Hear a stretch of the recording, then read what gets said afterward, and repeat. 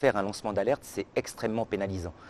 Pénalisant parce que vous vous prenez tout un établissement sur le dos. Alors, ce que j'attends du procès qui s'est ouvert le 8 octobre concernant la banque UBS, c'est bien évidemment ma réhabilitation professionnelle.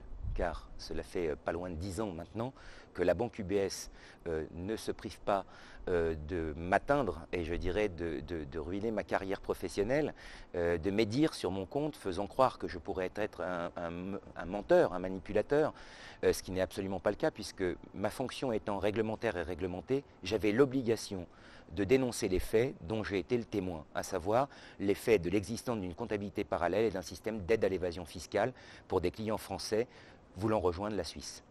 Il est bien évident que de faire un lancement d'alerte, c'est extrêmement pénalisant. Pénalisant parce que vous vous prenez tout un établissement sur le dos. Et vous avez des industries qui sont monstrueuses. C'est un peu le pot de terre contre le pot de fer. Hein, c'est un groupe de 60 000 collaborateurs contre une seule personne. Nous ne sommes que des numéros, nous ne sommes qu'une ligne comptable pour ces établissements-là.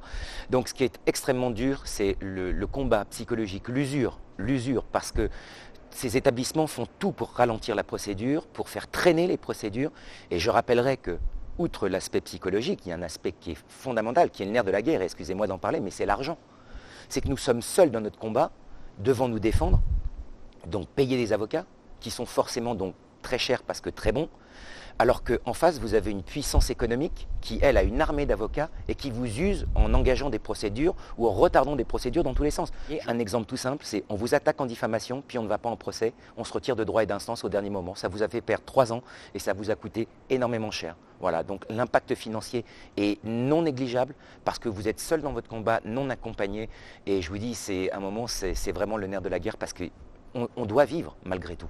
Si c'était à refaire, oui, je referais exactement la même chose, je ne changerais rien du tout.